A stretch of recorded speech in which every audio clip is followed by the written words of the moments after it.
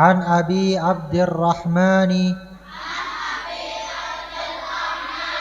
Abdillahi ibni Umar ibni al-Khattabi.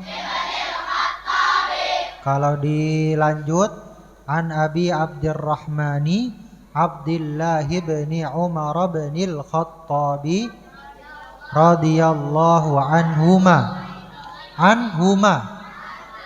radhiyallahu anhuma an Abi Abdurrahmani Abdillah ibni Umar ibni al-Khattabi Abdillah ibni Umar ibni al-Khattabi.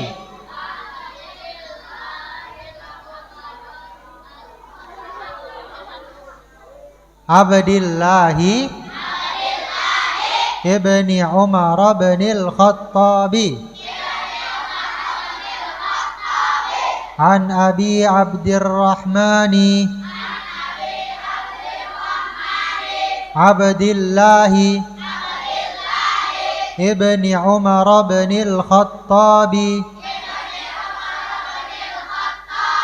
radhiyallahu anhuma qala sami'tu Rasulullah sallallahu alaihi wasallam yaqulu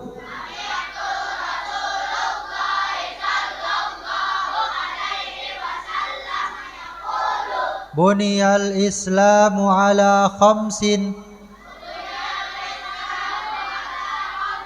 Buniyal Islamu ala khamsin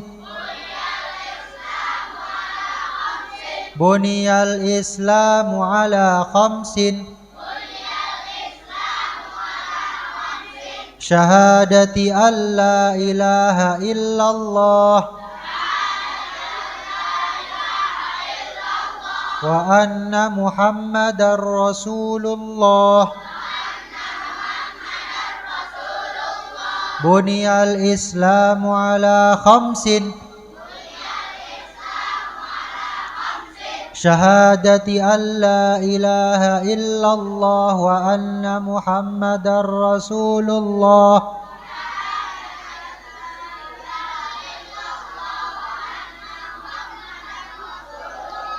wa iqamis salati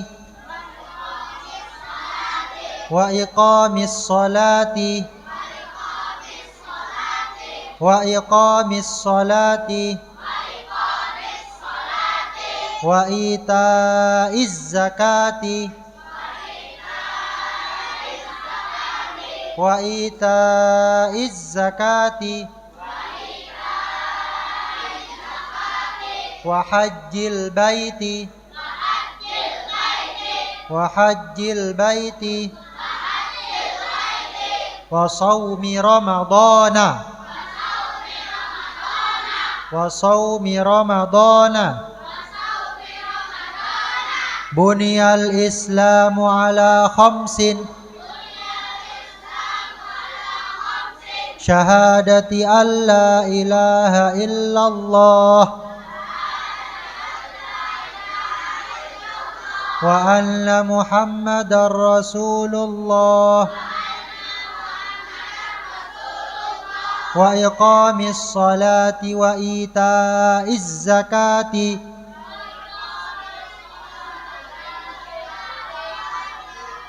wa iqamis salati wa itaiz zakati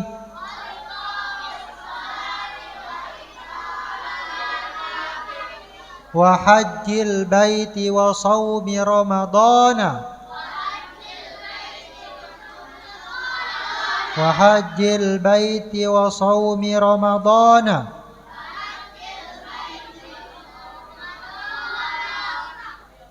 Rawahul Bukhari wa Muslim. Dari awal.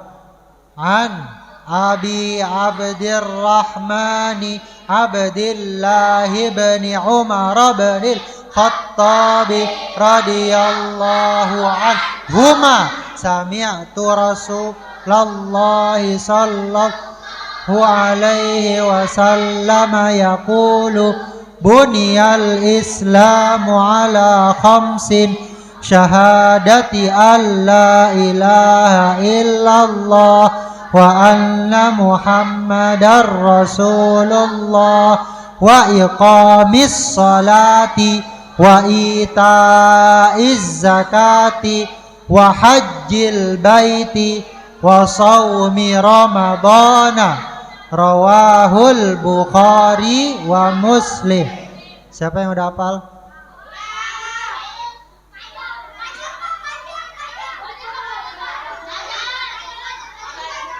Lihat, perhatikan. Bedanya dengan hadis yang pertama cuma kalau hadis yang pertama pakai fiil, wa tuqimas sholata wa tu'tiyaz zakata wa tasuma ramadhana wa tahujjal baita. Sekarang dia pakai isim, syahadati alla ilaha illallah wa anna muhammadar rasulullah wa iqamis sholati wa itaiz zakati. Kemudian hajinya dikedepanin, wa hajjil baiti wa shaumi ramadhana. Itu saja. Buniyal islamu ala khamsin. Agama Islam ini didirikan di atas 5 perkara. Yang pertama syahadati alla ilaha illallah, syahadat bersaksi bahwasanya tiada Tuhan selain Allah, wa anna muhammadar rasulullah, dan bahwa Nabi Muhammad merupakan utusan Allah, wa iqamis salati, dan mendirikan salat, wa itaiz zakati, dan membayar zakat, wa hajjil baiti, dan berhaji ke Baitullah, wa shaumi ramadhana, dan berpuasa di bulan suci Ramadan. Hadis diriwayatkan oleh Imam Bukhari dan Imam Muslim. Kemarin kita sudah bahas sedikit tentang sirah daripada Abdullah bin Umar bin Khattab radhiyallahu anhuma. Kita akan teruskan sirahnya. Bahwasanya beliau ini selain kemarin kita sudah bahas tentang kealimannya, keistimewaannya di dalam ilmu, keistimewaannya di dalam hadis, keistimewaannya di dalam fikih. Sekarang kita akan membahas keistimewaannya di bidang sosial. Di bidang sosial. Bahwasanya Abdullah bin Umar bin Khattab ini adalah orang yang kaya. Orang yang kaya. Perhatikan.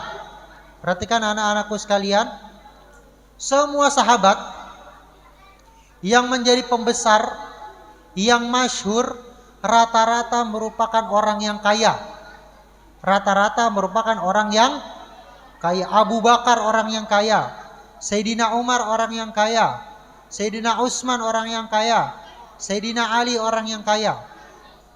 Kenapa? Ketika para sahabat, perhatikan, ketika para sahabat didasari oleh keimanan, kemudian dibekali oleh harta, maka harta tersebut akan sangat bermanfaat. Akan sangat bermanfaat. Bagaimana Sayyidina Abu Bakar mendermakan seluruh hartanya untuk jihad. Bagaimana Sayyidina Umar berlomba-lomba dengan Abu Bakar, mendermakan tadinya setengah hartanya. Kemudian karena melihat Sayyidina Abu Bakar mendermakan semua hartanya, maka semua hartanya Sayyidina Umar kemudian ikut disedekahkan untuk jihad fi sabilillah. Begitupun dengan anaknya Abdullah bin Umar bin Khattab radhiyallahu anhu. Dia jelaskan seperti ini, bahwasanya beliau berhaji 60 kali haji. Beliau itu umurnya 84 tahun dan melaksanakan 60 haji. Berarti hampir setiap hari, hampir setiap tahun beliau melaksanakan haji. Wa atamara alfa umrah, dan beliau melakukan 1000 umrah. Bayangkan, melakukan 1000 kali ibadah umrah. Wa ataqa alfa raqabah, dan beliau memerdekakan 1000 budak. Memerdekakan 1000 budak. Wa hamala ala alfi farasin fi sabilillah, dan beliau mendermakan 1000 kuda perang sebagai alat tempur untuk berjihad fi sabilillah. Pernah suatu ketika atahu ithnani wa ishruna alfa dinarin fi majlisin falam yakum hatta farraqaha. Beliau pernah suatu hari, beliau ketika di majelisnya, karena beliau itu seorang saudagar, bisnisnya banyak, anak buahnya ini setoran ke beliau. Suatu ketika lagi ngajar, anak buahnya setoran ke beliau. Jumlah yang disetorkan berapa? Ada 22.000 dinar. 22.000 dinar. Itu sudah pasti miliaran. Sudah pasti puluhan bahkan ratusan miliar. 22.000 dinar. Nah, Sayyiduna Abdullah bin Umar ini tidak bangun dari tempat duduknya kecuali 22.000 dinar itu beliau bagikan. Jadi di satu waktu baru dapat uang, beliau tidaklah berdiri dari tempatnya kecuali 22.000 dinar itu telah beliau bagikan. Dan beliau adalah orang yang paling senang mengamalkan ayat lan tanalul birra hatta tunfiqu mimma tuhibbun. Tidaklah kalian, kata Allah, mendapatkan kebaikan di sisi Allah sampai kalian menginfakkan apa yang paling kalian cintai.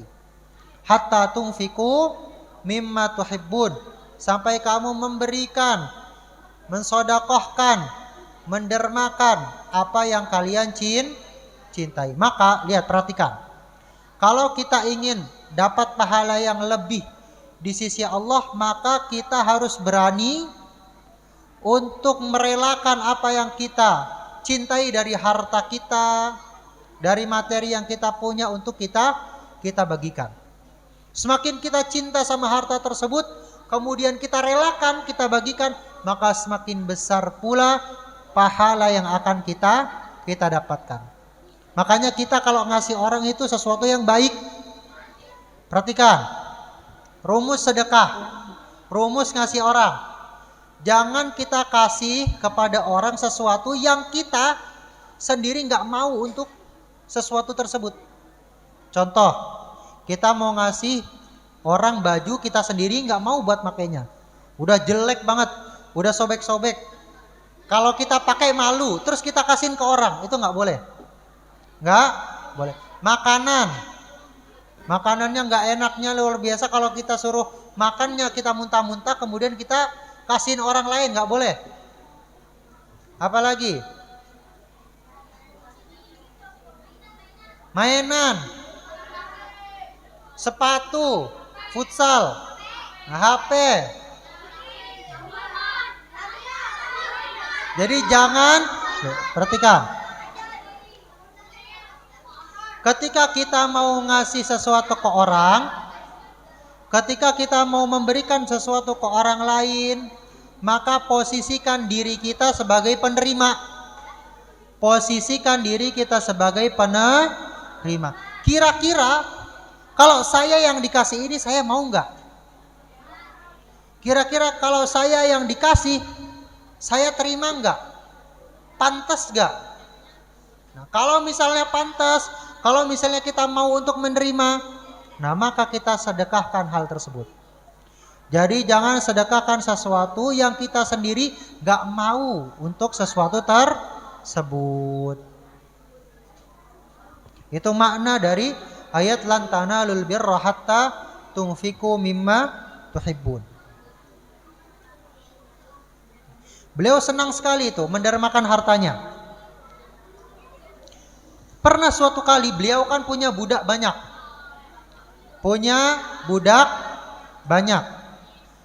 Dan karena ayat tadi, beliau adatnya, kebiasaannya memerdekakan budak yang paling soleh.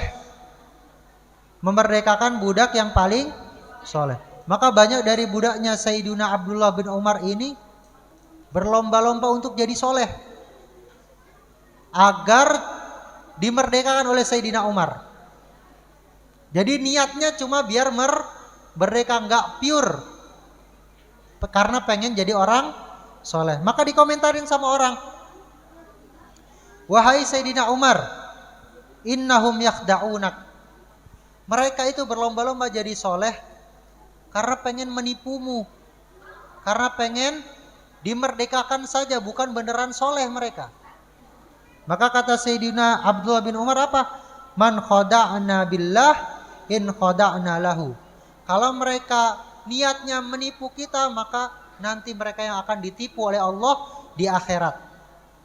Karena tadi ibadahnya bukan karena Allah, mereka mencoba untuk menipu Allah dengan pura-pura soleh, dengan pura-pura rajin ibadah. Tujuannya bukan karena Allah, tujuannya agar dimerdekakan oleh Sayyidina Abdullah bin Umar. Maka kata Sayyidina Umar, saya nggak ada urusan.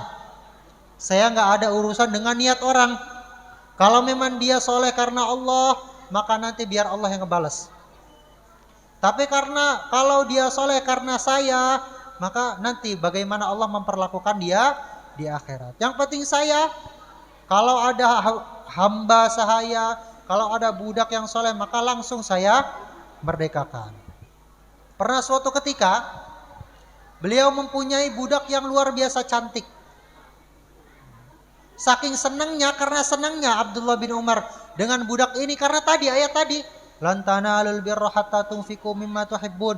Tidaklah kamu mendapatkan kebaikan sampai kamu menginfakkan apa yang kamu cintai. Maka budak tersebut yang cantiknya luar biasa oleh Sayyidina Umar dimerdekakan. Kemudian dinikahkan dengan budaknya yang lain yang bernama Sayyiduna Nafi'. Sayyiduna Nafi' dimerdekakan, dinikahkan dengan budak wanita yang cantik tersebut. Sayyiduna Nafi' ini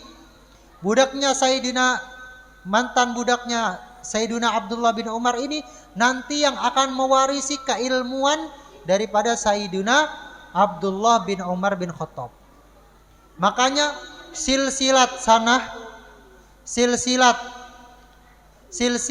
hadis yang disebut dengan silsilah Az-Zahabiyah, silsilah rantaian emas yang paling sahih di atas muka bumi ini adalah dari Imam Malik, diriwayatkan dari Sayyiduna Nafi', dari Sayyiduna Abdullah bin Umar, dari Sayyiduna Rasulullah sallallahu alaihi wasallam.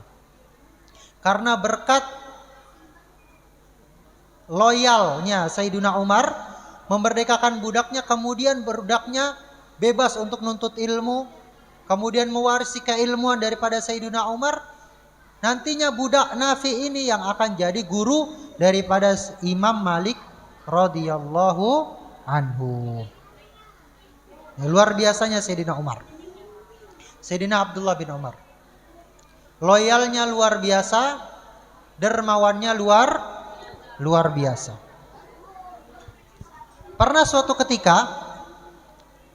suatu ketika beliau ini punya budak yang malas-malesan, disuruh kerja nggak mau, disuruh ibadah nggak mau, disuruh ngapa-ngapain nggak mau.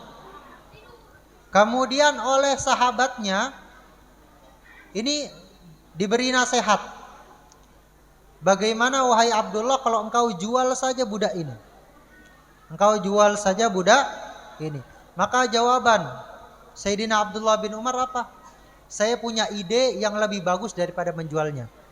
Apa? Saya merdekakan fi sabilillah. Jadi yang soleh dimerdekakan oleh Sayyidina Abdullah bin Umar, yang malas-malasan pun dimerdekakan oleh Sayyidina Abdullah bin Umar bin Khattab radhiyallahu anhu. Sampai sini ada pertanyaan? Jadi manfaat dari kisah ini adalah kalian kalau mau jadi orang yang bermanfaat harus punya sesuatu di dalam diri kalian. Harus punya sesuatu di dalam diri kalian. Kalau kalian punya ilmu, kalian akan manfaat dengan ilmu kalian. Kalau kalian punya harta, kalian akan bermanfaat dengan harta kalian.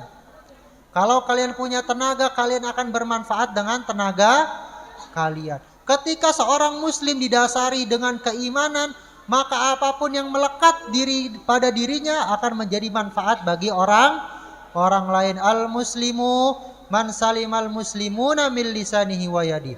Seorang muslim yang sejati adalah orang yang mampu membuat sekitarnya menjadi aman, sekitarnya mendapatkan manfaat dari dirinya. Khairun nas anfa'uhum linnas. Sebaik-baik manusia adalah orang yang paling bermanfaat bagi orang lain. Kalau kita mau jadi manusia yang baik di mata Allah, maka kita harus jadi manusia yang berbuat baik kepada sesama manusia. Hadza wallahu a'lam.